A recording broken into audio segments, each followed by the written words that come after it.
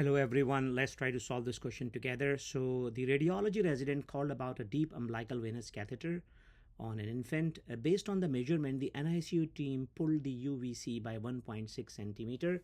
The true statement is, pause the slide, take a look.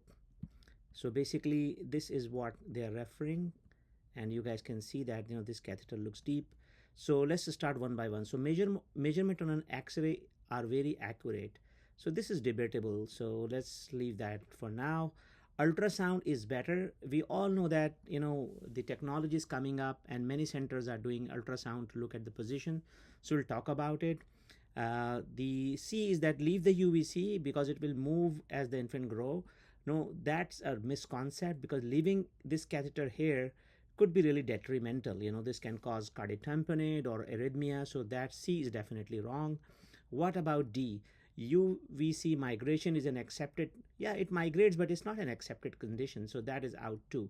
So what is the correct response here? The correct response here is B, and let's see this case in detail. So this is the case in detail. As you guys can see here, that this was the catheter, which is deep, and at the umbilical stump it was 9 centimeter. So as you guys can see that the team pulled it by 1 centimeter and left it at 8. And if you look at the full length of this catheter, it turns out to be 8 centimeter. So there is a discrepancy there. And anyway, when they pulled it and they left it at 8, you guys can appreciate here that once the X-ray is repeated and now the catheter is moved, but you guys can easily appreciate that now it's showing 6.5 centimeter. So there is a difference, and we found that this will be 18% using this simple mathematical formula. So we said, why not we go ahead and look at other cases? So we look at another case of a premature baby, and I'll show you. So here is the umbilical arterial catheter, and as you guys can see that this is the course the umbilical arterial catheter takes. You guys are very well aware about it. We use this as a measurement, and so we found 12.7, or rounded out to 12.8. But if you see on the note, it was set at the umbilical stump as 15. So see, there is again a difference, and the difference is about 14%. On the same baby, let's look at the umbilical venous catheter.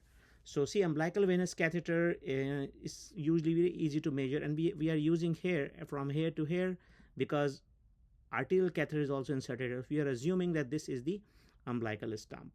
So anyway, same thing here. After it shows 8 centimeter at the umbilical stump, but look at the measurement, it's about 6.5. So again, the difference is about 20%. So what is the point we want to make from this presentation?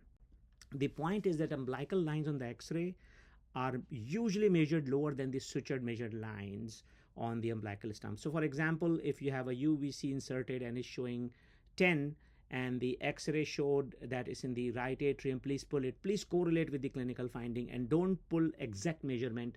Pull 15 to 20% less. Or you can use this formula if you want to do that. Of course, this is not a scientific paper. It's just a suggestion.